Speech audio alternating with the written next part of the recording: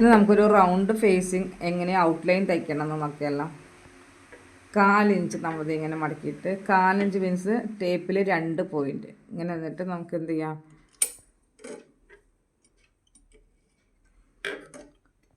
ഈ right foot, അതായത് ഈ ഫുട്ടിൻ്റെ പ്രസർ ഫുട്ടിലും 2 പോയിൻ്റ് ഉണ്ട്. ഇതൊന്ന് ലെഫ്റ്റ് ഫുട്ട്, ഇത് റൈറ്റ് ഫുട്ട്.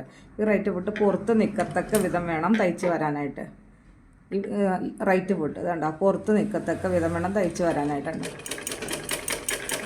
ഈ വിരലിനെ നമ്മൾ അകത്തിങ്ങനെ വയ്ക്കുക, ഈ വിരലും കൊണ്ട് സപ്പോർട്ട് ചെയ്യുക, ഇതും വെച്ച് സപ്പോർട്ട് ചെയ്യുക. ഔട്ട്ലൈൻ അരികത് റൗണ്ട് വരണമെങ്കിൽ നമ്മുടെ റൈറ്റ് ഫുട്ട് പുറത്ത് നിന്ന് ഇതുപോലെ അടിച്ചെടുക്കണം.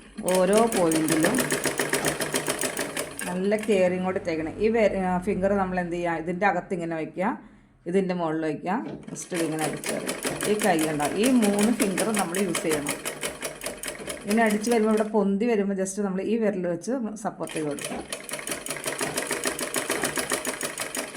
ചീത്ത വശത്ത്, അതായത് അകത്തേക്ക് വെച്ച് വേണം തയ്ക്കാനായിട്ട് കേട്ടോ. ഇവിടേക്ക് വരുമ്പോൾ ഈ അകത്തേക്ക് പോകുന്ന പീസ് ചുരുണ്ട് പോയാലും ഒരു പ്രശ്നമില്ല, നമുക്ക് ഔട്ട്ലൈൻ ക്ലിയർ ആക്കിക്കണം.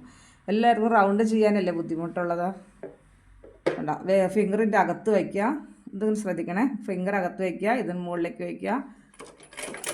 റൈറ്റ് ഫുട്ട് പുറത്ത് നിൽക്കത്തക്ക ഇതുണ്ട്. ഈ പോയിൻ്റൊക്കെ വരുമ്പോൾ നമുക്ക് കറക്റ്റ് റൗണ്ട് ഷേപ്പിലേക്ക് വരും. പൊന്തി വരുമ്പോൾ ഈ വിരൽ വെച്ച് നമ്മൾ സപ്പോർട്ട് ചെയ്ത് കൊടുത്താൽ മതി. എപ്പോഴും ശ്രദ്ധിക്കുക, നമ്മുടെ ഈ റൈറ്റ് ഫുട്ട് പുറത്ത് നിൽക്കണം.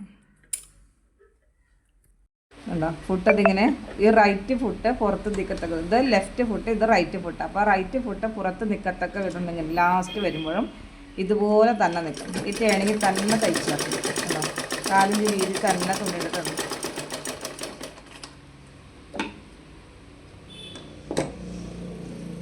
നമ്മുടെ ഔട്ട്ലൈൻ നോക്കിയൊക്കെ കറക്റ്റ് റൗണ്ട് ഷേപ്പിലേക്ക് കിട്ടില്ലെന്നൊക്കെയാണ്. കറക്റ്റ് റൗണ്ട് ഷേപ്പിലേക്ക് കിട്ടും. ഇനി വേണം ഇത് നെക്കിലേക്ക് തയ്ക്കാം.